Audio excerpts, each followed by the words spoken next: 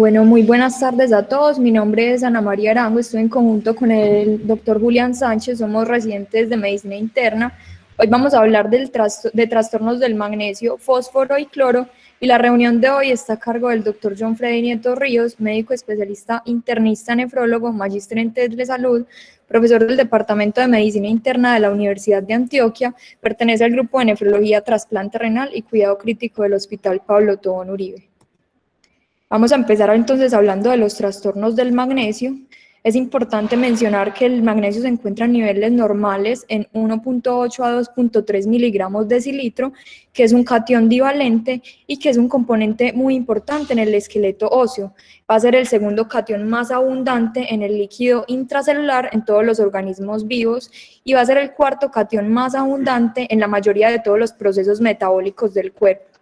Es importante porque juega un papel muy importante en la síntesis de ADN y de proteínas, y vamos a ver que el magnesio va a estar involucrado en la regulación de la función tanto mitocondrial como en todos los procesos inflamatorios, las defensas inmunes, incluso procesos alérgicos. Cuando el organismo está en estrés, adicionalmente puede estar implicado en la excitabilidad cardíaca, en la transmisión neuromuscular, en el tono vasomotor y finalmente en la presión sanguínea. Ya vamos a ver que por eso son todas las manifestaciones clínicas que tiene este ion. Más o menos tenemos 24 gramos de magnesio corporal y corresponde en un 50 a un 60% que se encuentra en el hueso mineralizado, un 40-50% en el líquido intracelular y un 1% en el líquido extracelular.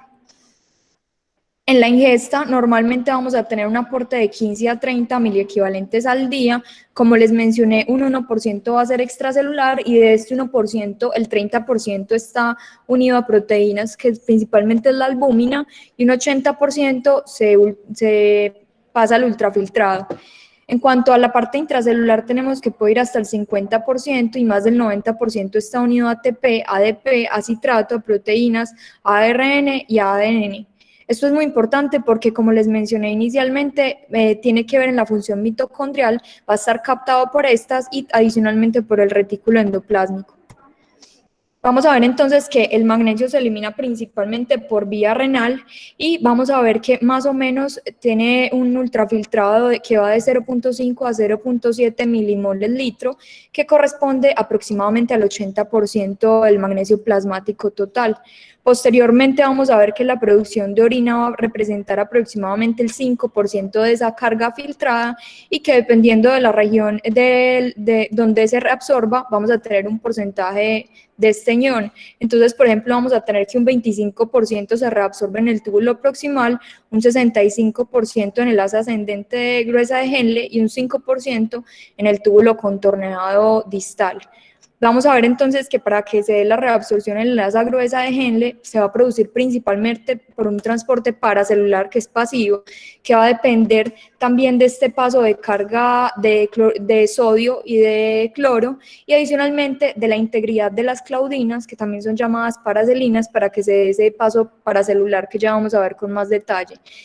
Y finalmente vamos a ver otro tipo de transporte, que es el transporte transcelular por el TRPM6, y que este está regulado principalmente por estradiol y por hormona de crecimiento epidérmico.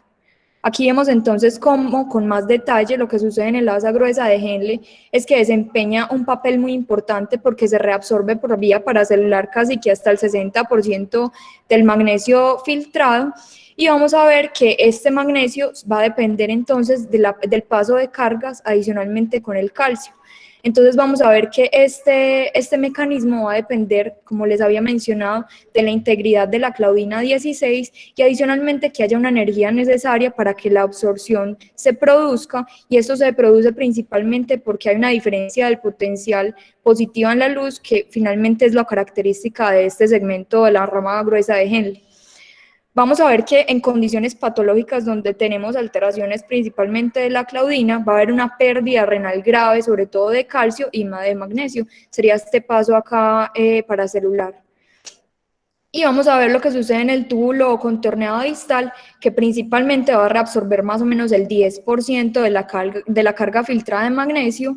Y finalmente, a diferencia de lo que sucede en el túbulo proximal y en la rama ascendente de Henle, esa reabsorción de magnesio va a ser independiente de la reabsorción de sodio, es decir, va a ser una reabsorción que es transcelular y va a implicar vías moleculares de transporte distintas a la que acabamos de ver que va a depender de calcio. Acá tenemos entonces principalmente los canales TRMP6, que son los que nos ayudan a la reabsorción de magnesio.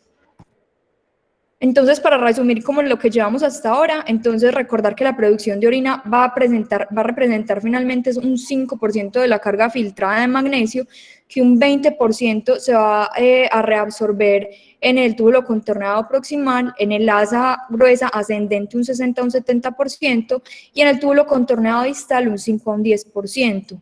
Y vamos a tener algunas situaciones que nos pueden aumentar o disminuir la reabsorción de magnesio. Entonces, cuando tenemos aumentos en las concentraciones plasmáticas de magnesio o de calcio, vamos a tener una disminución en la reabsorción de magnesio.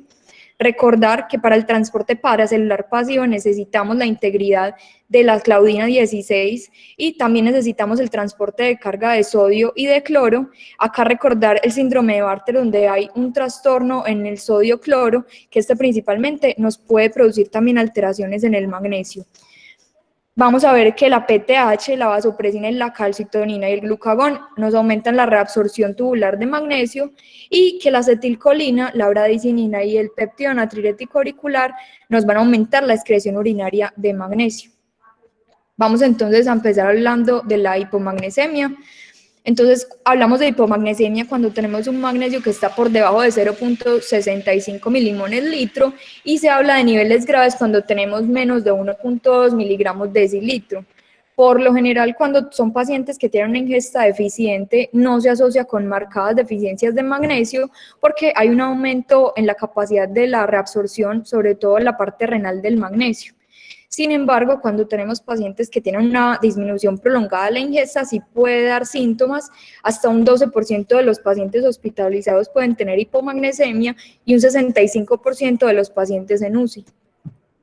Entonces, entre las causas, resaltamos entonces las enfermedades gastrointestinales, sobre todo todas esas enfermedades de mala absorción, por ejemplo, pacientes que tienen enfermedad celíaca o que tienen resecciones de intestino delgado. Y adicionalmente también se puede dar por pacientes que son alimentados de forma prolongada por sonda, en pacientes que no se dan suplementos de magnesio o que, por ejemplo, tienen manejo intensivo con laxantes que no contienen magnesio. Adicionalmente, se sabe que los inhibidores de bomba de protones podrían inducir un deterioro selectivo en esa absorción intestinal de magnesio. Otra causa puede ser el consumo disminuido de magnesio. Entre las otras causas importantes tenemos principalmente los medicamentos, sobre todo el uso excesivo de diuréticos de asa, los tiazídicos, y acá resaltar, por ejemplo, la gentamicina, el cisplatino, la ciclosporina, y el tacrolimus nos podrían también dar hipomagnesemia.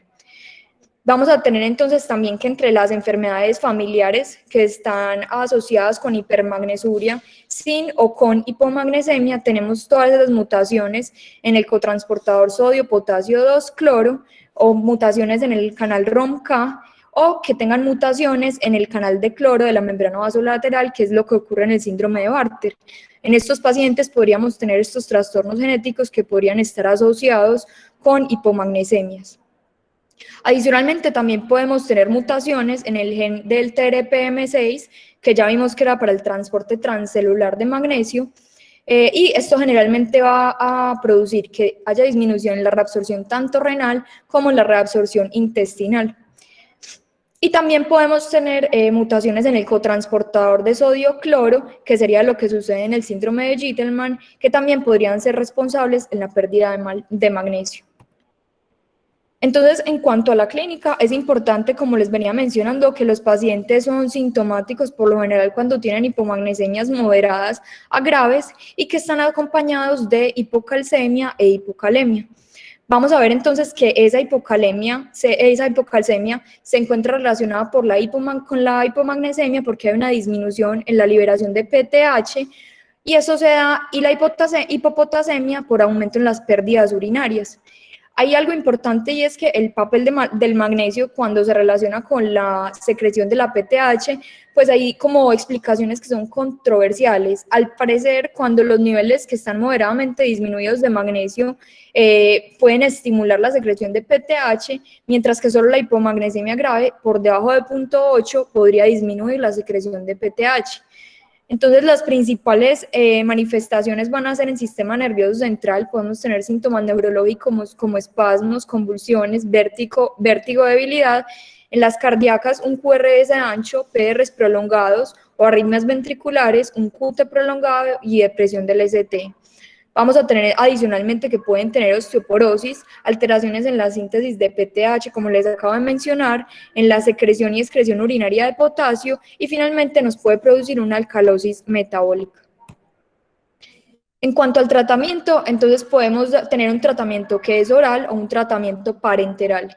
El tratamiento oral lo tenemos en sales de magnesio, sin embargo puede producir intolerancia gastrointestinal, a los pacientes les puede dar diarrea y lo tenemos en forma de cloro o de lactato, viene aproximadamente de 2.5 a 3.5 milimoles por tableta y lo ideal sería dar 15 a 20 milimoles al día. También tenemos el óxido de magnesio, que viene de 250 a 500 miligramos y se administra 4 veces al día.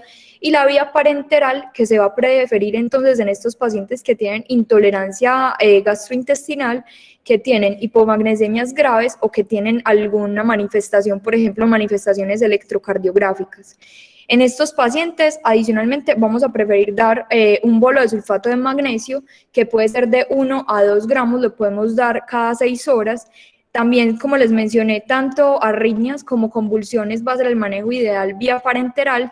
Podemos dar hasta 2 gramos intravenosos en 2 minutos y luego que quedemos los bolos podemos dejar una infusión a 8 gramos en 24 horas y podemos dejar de 4 a 6 gramos por 3 a 4 días. Entonces les traigo un ejercicio, es una paciente de 38 años, sin antecedente de un carcinoma gastrointestinal que requirió resección de intestino delgado. Tiene un síndrome de malabsorción crónica, ingresa con dolor torácico, con un magnesio en 1,2, un sodio en 138 y un potasio en 3,8. Al ingreso a urgencias le solicitan un electrocardiograma. ¿Alguien lo quiere leer? Daniel Barrera. Bueno, entonces, inicialmente, difícil ver la estandarización y muy seguramente pues está adecuada. Pero entonces empecemos con, si ya no hay aspectos técnicos, con la interpretación del trazado como tal. Parece ser un ritmo sinusal.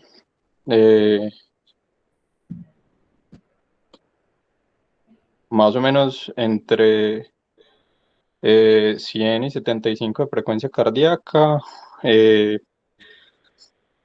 Digamos que, bueno, esa P parece sí originarse más o menos en el seno.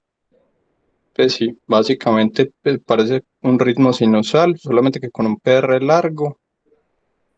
El PR medirá aproximadamente 200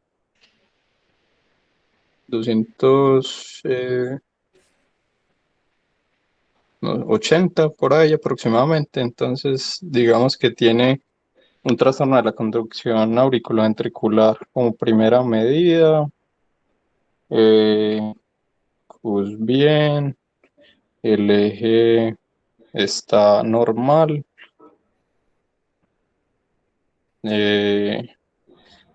Listo, del ST, pues en realidad no parece tener como elevación o depresión significativa del segmento ST. El QT en este caso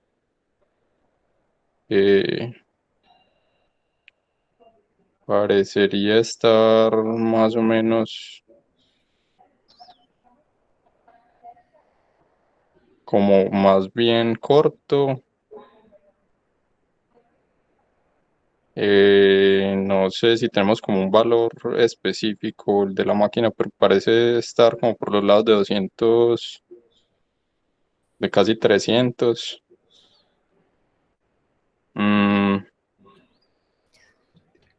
Y no, aparte de eso, no veo como ninguna otra cosa grande. Bueno, muy bien. Pues en realidad es un paciente que ingresa con dolor torácico, no tiene, está en ritmo sinusal, no tiene alteraciones en el ST, pero sí se ve que tiene un PR que está prolongado. Esto junto a lo que les acabo de mencionar en un paciente que está con síntomas de dolor torácico, de aparente inestabilidad, y con estos cambios en el electrocardiograma, amerita que el manejo sea entonces intravenoso. Entonces, recordemos que la ampolla de sulfato de magnesio viene al 20%, estos serían 2 gramos en 10 mililitros. Como les mencioné, podemos dar bolos de 2 a 4 gramos de sulfato de magnesio, es decir, de 1 a 2 ampollas, para pasar en 5 a 10 minutos. Y se podría dejar una infusión de 8 gramos en 24 horas. Esta infusión se podría dejar entonces con 4 ampollas en 500 de solución salina y se podría pasar de 20 a 30 cc por hora. Vamos entonces a continuar con la hipermagnesemia. Entonces, entre las causas principales de la hipermagnesemia tenemos que principalmente lo podemos encontrar en pacientes con lesión renal aguda o pacientes que tienen enfermedad renal crónica cuando reciben dosis farmacológicas de magnesio.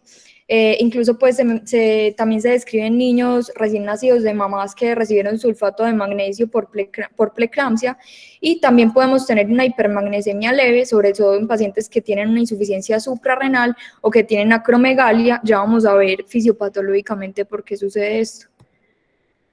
Entonces, vemos que va dependiendo de los niveles de magnesio, podemos encontrar algunos, pues alguna clínica en estos pacientes. Cuando tenemos un magnesio que va de 4,2 a 5,8, ya podemos tener disminución de los reflejos. Los pacientes pueden referir náuseas y vómito, incluso tener ya alteración del estado de conciencia. Cuando está de 5,8 a 10, podemos tener hipotensión y ahí ya vamos a tener pérdida de los reflejos. Y cuando está por encima de 10, los pacientes pueden tener parálisis respiratoria, pueden tener hipotensión, alteración en la conducción cardíaca, incluso ya pérdida de la conciencia y cambios en el electrocardiograma. Entonces, para el tratamiento tenemos principalmente el gluconato de calcio, viene de 1 gramo en 10 mililitros, y sabemos entonces que cada gramo va a contener 90 miligramos de calcio elemental. Otra opción puede ser la furosemida, dar 20 miligramos cada 4 horas, y finalmente la hemodiálisis. Sin embargo, esta no es un tratamiento inicial para los pacientes con hipermagnesemia. Vamos a continuar entonces con el fósforo. Entonces vamos a ver que el fósforo va entre sus características principales, se caracteriza porque cumple un papel importante, sobre todo en la estructura celular y en la señalización y en el metabolismo. Vamos a ver que se va a encontrar en el organismo tanto como fosfato mineral como fosfatos orgánicos, y que la mayor parte de fosfato en el cuerpo va a estar en los huesos, en los dientes y en el interior de las células. Menos del 1% está circulando en el suero. Y vamos a ver que la concentración sérica de fósforo se va a mantener principalmente dentro de un rango estrecho, sobre todo por el factor de crecimiento fibroelástico, la PTH y el calcitriol. Y finalmente el fosfato va a circular como fosfato de hidrógeno y fosfato de dihidrógeno. Son las dos formas en las que circula el fosfato. Los valores normales van a ser de 2,5 a 4,5 miligramos decilitro, y algo importante es que los niveles pueden fluctuar según el ritmo circadiano. Incluso los pacientes pueden tener 0,6 miligramos decilitro más altos en horas de la tarde comparado con un nadir que presentan a las 11 de la mañana más o menos. Los requerimientos diarios son de 400 a 800 miligramos al día. La cantidad total en los organismos va de 500 a 800 gramos y la dieta aporta de 800 a 1500 miligramos. En cuanto a la dieta, las comidas que más tienen en fósforo entonces son los quesos, los derivados lácteos, el pescado.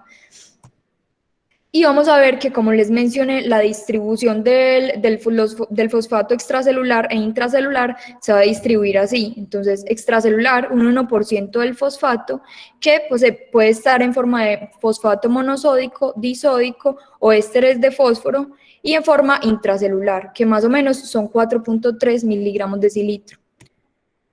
Entonces vamos a ver que principalmente toda esa cantidad total de fósforo, que va hasta 800 gramos, va a estar dividida más o menos de un 80 a un 90% de ese fósforo va a estar en hueso, más o menos de un 10 a un 14% en tejidos blandos y menos de un 1% en el líquido extracelular.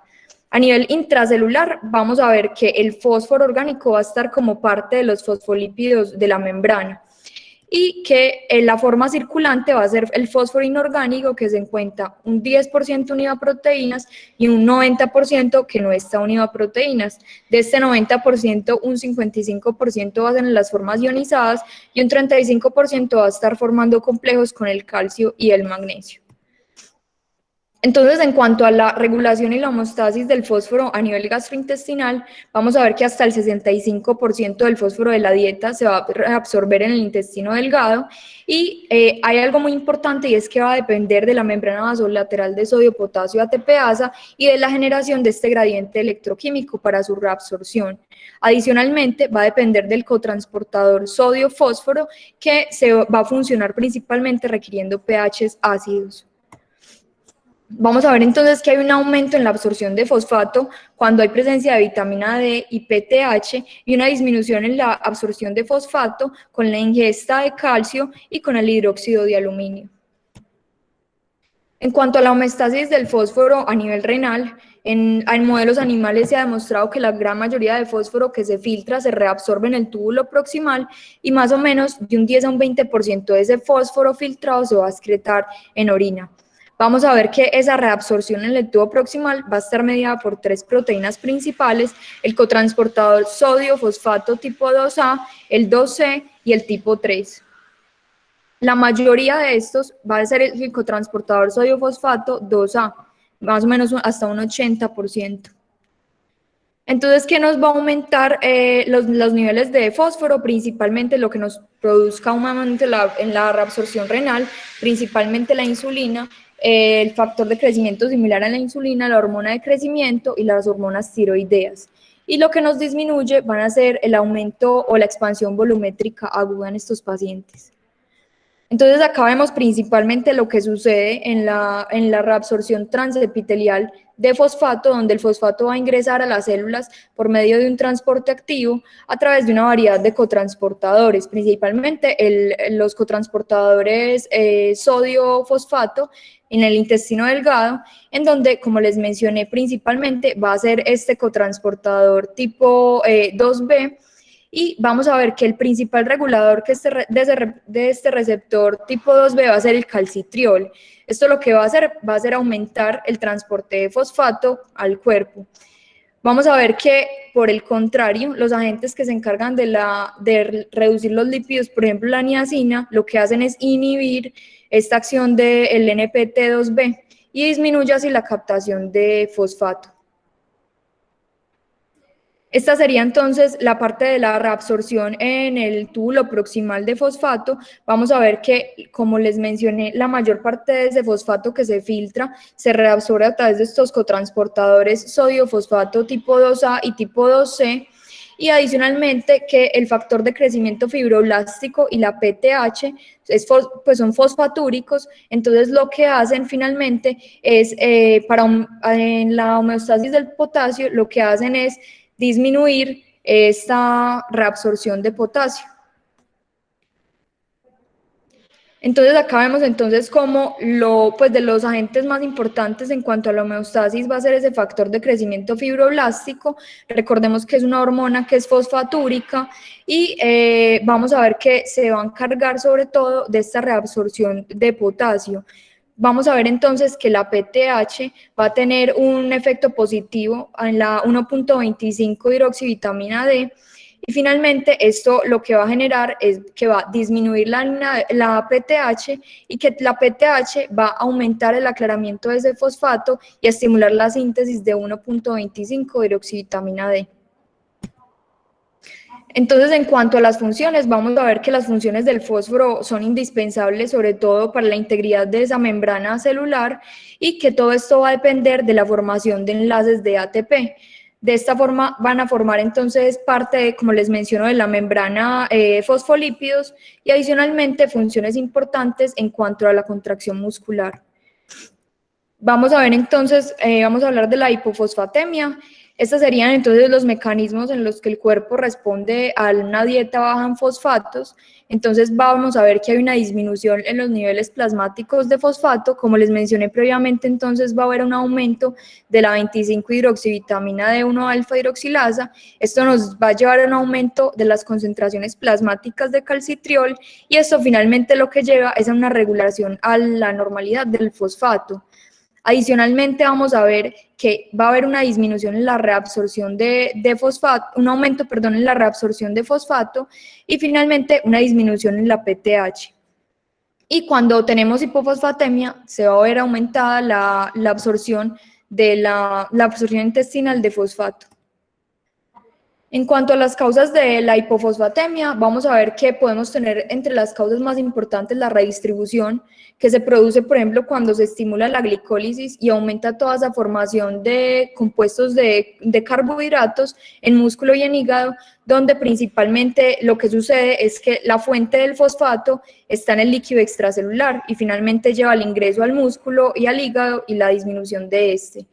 Vamos a ver también la cetoacidosis diabética, que se va a producir principalmente cuando los pacientes requieren la corrección con insulina y esta administración de insulina lo que hace es conducir una transferencia de fosfato al compartimiento intracelular, de esta forma pues generando la hipofosfatemia. En cuanto a la alcalosis respiratoria aguda, pues mencionan la alcalosis respiratoria aguda asociada con fenómenos de hiperventilación. Esto habla principalmente porque hay un aumento en el secuestro muscular de fosfato extracelular y por eso está relacionado con con la hipofosfatemia. Otro puede ser el síndrome del hueso hambriento, que recordemos que es una entidad clínica pues, que está caracterizada por la aparición de una hipocalcemia, hipofosfatemia e hipomagnesemia, y esto se da por un aumento en la captación a nivel óseo. Recordemos que por lo general son en pacientes que están en un posoperatorio de paratiroidectomía.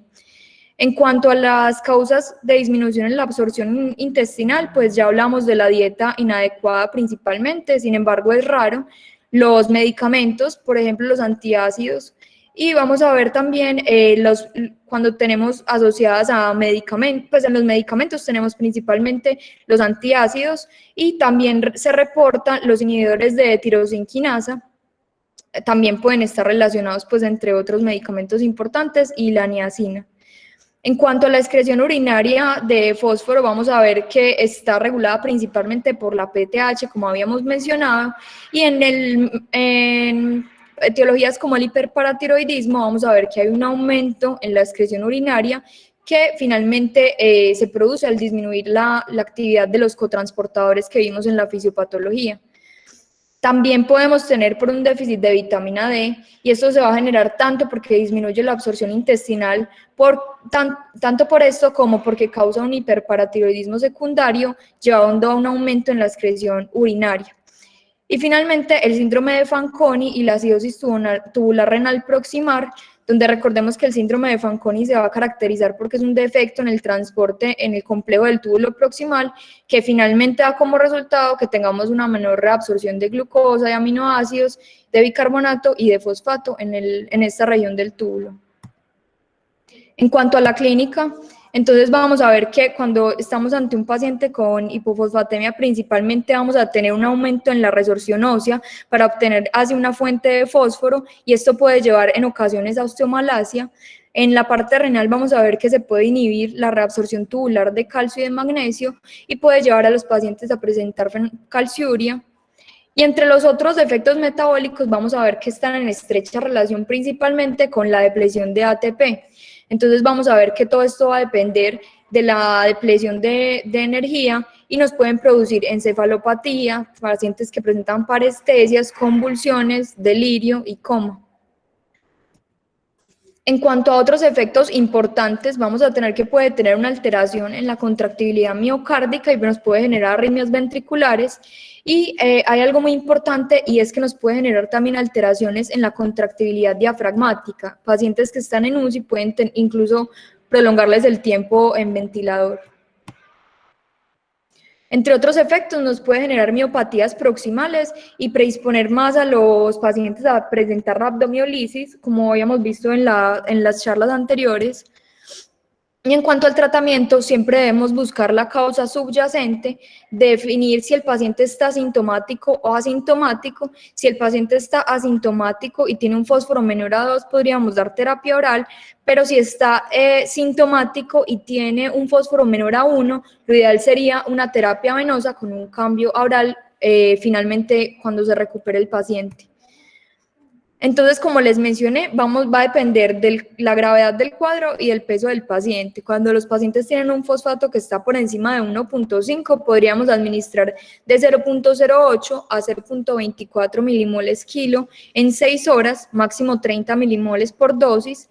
Y cuando tenemos un fosfato que está por debajo de 1.25, podemos dar una dosis de 0.25 a 0.5 milimoles kilo, más o menos en 8 a 12 horas, con un máximo de 8 milimoles dosis. Entonces acá tenemos que, pues como el resumen de lo que les acabo de mencionar, principalmente cuando tenemos un fósforo que está por debajo de 1.5, la dosis sería entonces de 0.32 a 0.64 milimoles por kilo, y recordar que en pacientes que tienen insuficiencia renal deberían recibir por debajo del 50% de la dosis inicial. Entonces les traigo un ejercicio, es un paciente de 38 años, al ingreso tiene fósforo en 0.7, entonces como les acabo de mencionar, para la corrección de este fósforo que está en 0.7, está por debajo de 1.5, debería recibir una dosis de 0.32 milimoles kilo, es decir, una dosis de 18 a 36 milimoles. Recordemos que la ampolla de fosfato de potasio tiene 3 milimoles mililitro de fósforo y que tiene 4.4 miliequivalentes mililitro de potasio. Es decir, que de fosfato va a tener un total de 30 milimoles. Entonces el paciente requiere 36 milimoles, vamos entonces a tener que pasar una ampolla y media, lo podemos diluir en 250 a 500 cc, lo podemos diluir en solución salina al 0.9 y lo podríamos pasar en 6 a 12 horas. Vamos a continuar con la hiperfosfatemia.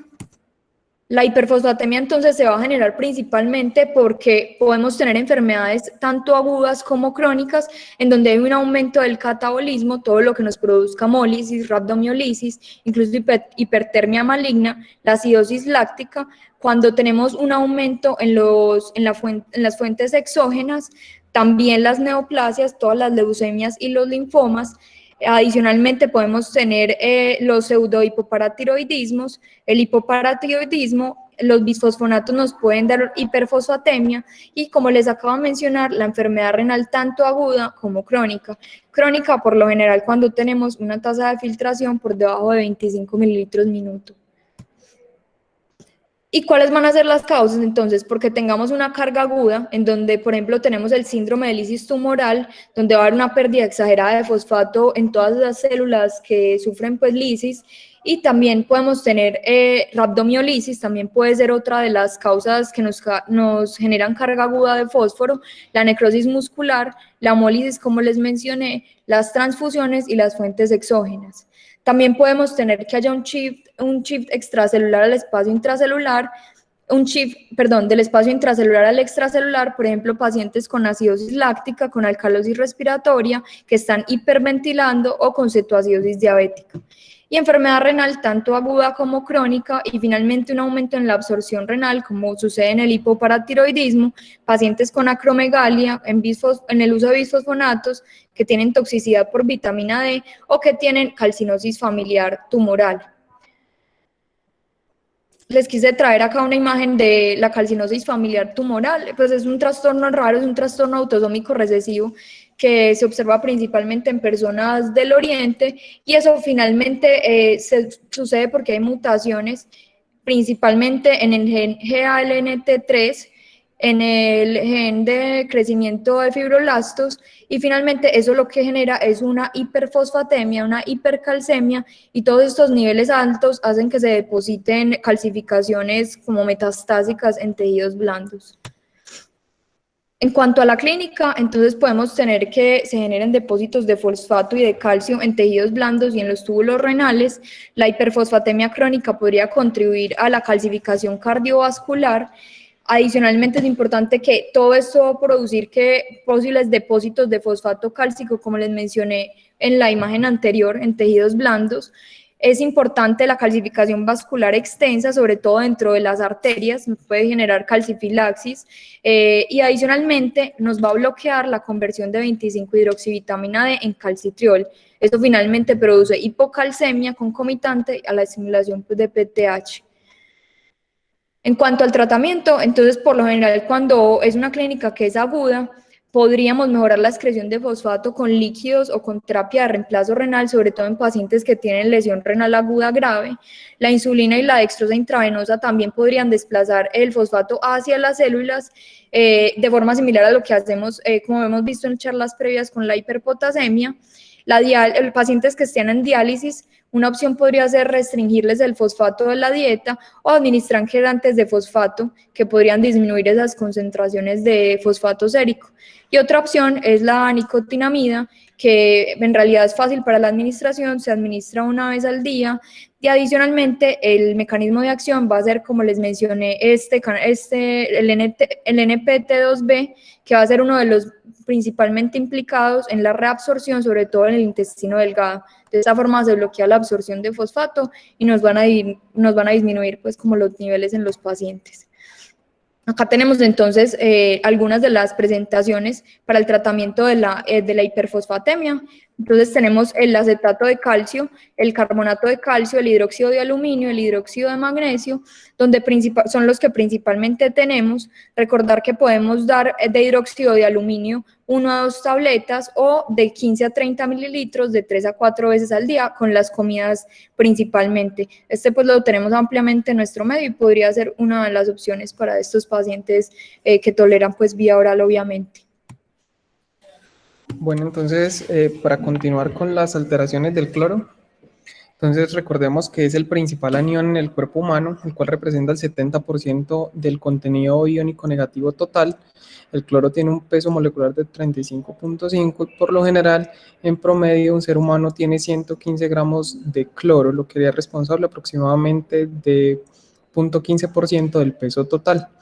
Es uno de los principales aniones extracelulares y sirve múltiples funciones como el mantenimiento de la presión osmótica, el balance ácido-base, actividad muscular y movimiento del agua entre compartimientos. Los rangos de normalidad de esta molécula están entre 97 y 107. Recordemos que cualquier exceso de cloro pasa por el cuerpo a través de la orina y por eso es tan importante tener una función renal adecuada para el metabolismo de este ion. El cloro interactúa con el sodio para mantener la osmolaridad sérica y el equilibrio de los líquidos.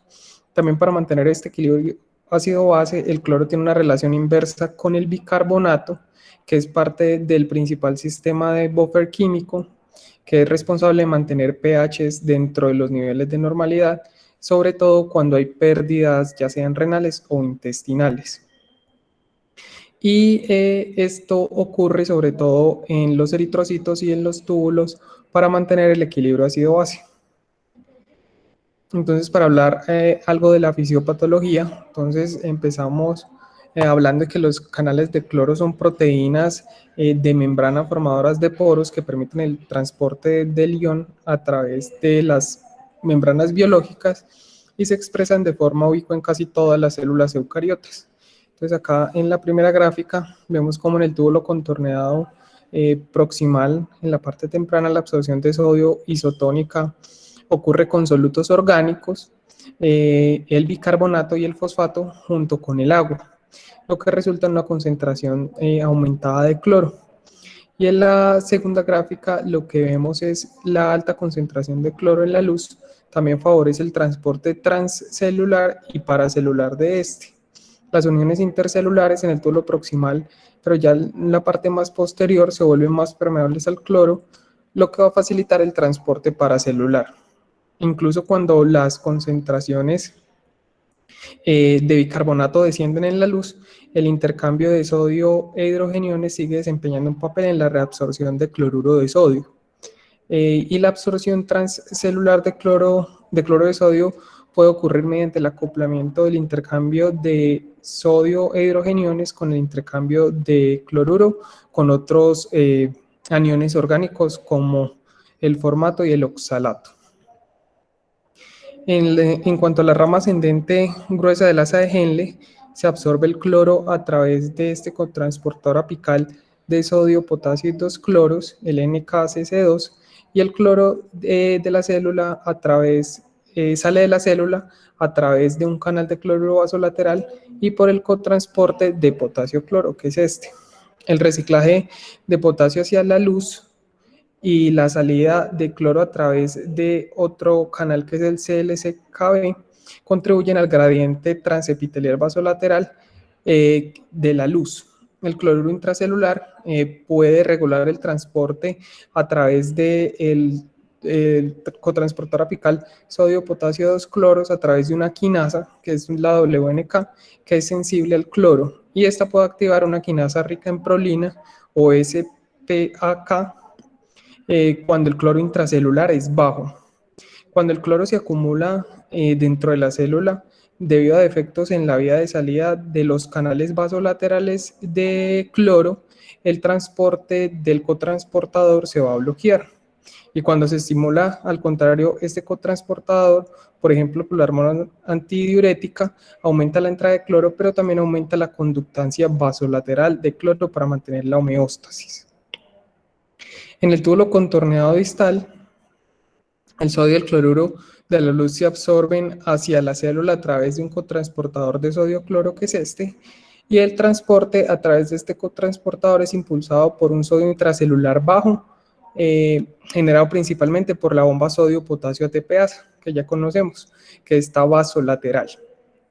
Acá también juega un papel la quinasa WNK1, que puede servir como sensor de cloro para bloquear la inhibición del cotransportador por la quinasa. Y ya en el túbulo colector, entonces, ocurren dos cosas importantes. La primera de ellas es que el cloro se puede secretar o reabsorber en este conducto. Una parte de su absorción es impulsada por un potencial de luz negativa y movimiento paracelular, como lo vemos acá. Y la otra opción es que la reabsorción transcelular del cloro también puede ocurrir mediante acoplamiento de intercambiadores apicales de cloro bicarbonato, que son de pendrina, que son estos que dicen acá PEN, y también están acoplados al intercambiador de cloruro bicarbonato dependiente de sodio, que es este que vemos acá. Las diferentes actividades de estos dos cotransportadores pueden determinar si se secreta o se absorbe el cloro. Entonces, ya para hablar de hipocloremia, entonces hay múltiples condiciones clínicas que se relacionan con la hipocloremia. Es muy importante recordar que tiene una relación inversa con el bicarbonato. Cuando los niveles de cloro caen por pérdidas, la reabsorción de bicarbonato se incrementa proporcionalmente.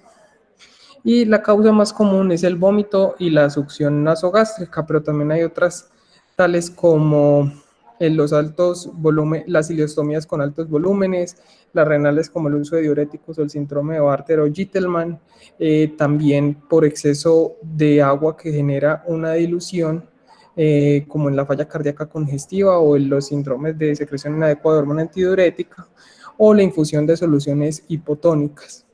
También cuando hay exceso de sodio comparado con el cloro, como cuando se infunden soluciones de bicarbonato de sodio. Es importante resaltar que una de las causas que hay que resaltar es que puede ser secundaria a una acidosis respiratoria crónica. Entonces lo que vamos a encontrar es que el bicarbonato se reabsorbe y se intercambia por cloro y por eso nos puede causar hipocloremia. Otras causas también son la hiponatremia y la hipocalemia, porque el cloro las sigue de forma pasiva. Y también hay que tener en cuenta que esto va a producir una alcalosis metabólica y la vamos a sospechar con algunos signos clínicos, como son la apatía, confusión, arritmias y en algunos casos más graves la irritabilidad neuromuscular. Entonces quiero hacerles una pregunta. En un paciente con hipocloremia, ¿cómo puedo determinar si responderá a la reposición de cloro? Felipe Lozano.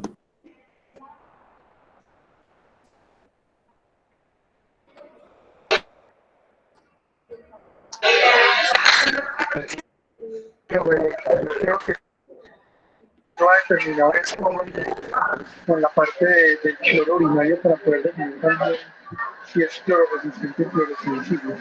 De eso pues nos termina si es una causa extrarrenal o una causa renal la que está llevando a hiperpérdidas y pues eso también se van a responder respectivamente a la nuestra. Perfecto. Entonces, en este tipo de alcalosis metabólicas se van a ver que responden a cloro, que son la mayoría o resistentes a estas. Y se viene así porque pues, nos cambiará el manejo, porque pues, por el potencial corrección con cloruro de sodio o cloruro de potasio, según lo que decidamos. Esas que responden a cloro son principalmente por secundarias a vómito, diuréticos o recuperación incompletas de acidosis hipercápnicas, y las resistentes a cloro son principalmente síndromes de exceso de mineralocorticoides. Entonces, ¿por qué es importante la medición del cloro urinario? Entonces, recordemos que el riñón normal es muy eficaz para excretar grandes cantidades de bicarbonato, y en consecuencia la generación de alcalosis metabólica requiere tanto un aumento de los álcalis como una disminución, como un deterioro de la excreción renal de bicarbonato. Entonces, al evaluar las concentraciones de cloro en la orina, se puede distinguir si la alcalosis es sensible al cloruro o resistente a esta. ¿Por qué? Porque los riñones van a percibir una disminución de volumen circulante efectivo, entonces van a reabsorber con avidez el sodio y el bicarbonato y el cloruro filtrados a través del sistema renina-angiotensina-aldosterona, reduciendo así la concentración de cloruro en orina. Entonces la vamos a encontrar reducida, y estos son los pacientes que van a responder ya sea a cloruro de sodio o cloruro de potasio. La administración de cloruro en estos pacientes pues aumentaría la entrega de cloruro en el conducto colector y aumentaría la excreción de bicarbonato urinario, mejorando así su secreción y disminuyendo su reabsorción y mejorando la alcalosis metabólica. Y siguiendo con la hipercloremia, entonces recordar que es una acidosis metabólica que se causa por pérdidas gastrointestinales o renales de bicarbonato, que a menudo resulta en un aumento proporcional del cloro por su mecanismo fisiopatológico. Una causa común es la diarrea grave con pérdida de bicarbonato en las heces y posterior aumento del cloruro, pero pues tenemos otras como iatrogénicas por administración de cloruro, que sean líquidos con alto contenido de cloro, o pacientes con nutrición parenteral total, también en aquellos pacientes que tienen pérdidas de agua, entonces que pueden ser causadas por causas renales o causas extrarrenales. Y entre las renales tenemos la diabetes insípida, el uso de diuréticos, la diuresis osmótica o la diuresis posobstructiva. Dentro de las extrarrenales, la fiebre, el estado hipermetabólico, la diarrea, las quemaduras, el ejercicio y la deshidratación severa. Y también cuando hay un aumento, ya sea definitivo o relativo, de la reabsorción tubular de cloro, como en las acidosis tubulares renales, la falla renal, la acetazolamida porque aumenta la reabsorción, los procedimientos de los uretres y poshipocapnia. Entonces, en estos pacientes, recordar que la acidosis metabólica pues a menudo se clasifica según el anion gap. Este tipo de acidosis es una acidosis anion gap normal, y es porque las concentraciones de bicarbonato se van a reemplazar por las de cloro. Entonces se llaman acidosis metabólicas hiperclorémicas o acidosis con anion gap normal. Es muy importante conocer cuáles son las características principales de los diferentes tipos de acidosis con anion gap normal o hiperclorémicas que son de origen renal. Entonces, para eso nos vamos a ayudar de algunas herramientas como el pH urinario, el potasio sérico, el anion gap urinario y el control de los azodados. Entonces, cuando es acidosis secundaria por enfermedad renal crónica o enfermedad renal aguda, entonces vamos a tener pHs urinarios variables dependiendo de la causa. El potasio sérico por lo general está alto porque pues estamos teniendo una falla en la secreción de este. El anion gap es positivo y los azodados están altos. En la acidosis tubular renal tipo 1, el pH va a ser mayor de 5.5, el potasio va a estar bajo con un anion gap positivo, y los azodados normales, la acidosis tubular renal tipo 2 es con un pH menor de 5.5 con un potasio bajo, el anion gap acá va a estar negativo, y los azoados van a estar normales, y la tipo 4 con un pH urinario menor de 5.5, potasio sérico alto, un anion gap urinario positivo y los azoados normales o altos. Y ya para terminar, es necesario prestar especial atención a la hipercloramia y acidosis debidas a la reanimación con líquido, no solo por la alta incidencia, sino también porque a menudo no se reconoce y por lo tanto no se trata o se detiene a tiempo. Hay que conocer que pues, en el cuerpo el límite superior de cloro es de 110, pero las soluciones que muchas veces se usan para reanimación, como solución salina al punto 9 o albúmina, tienen concentraciones de 154 y 160 de cloro respectivamente. En la fisiopatología de esto hay dos hipótesis. La primera de ellas es que sea una acidosis por las altas concentraciones de cloro que producen una reacción del bicarbonato para mantener la electroneutralidad, y la segunda es que los líquidos producen una disminución dilucional del bicarbonato con altas cargas de cloro. Gracias.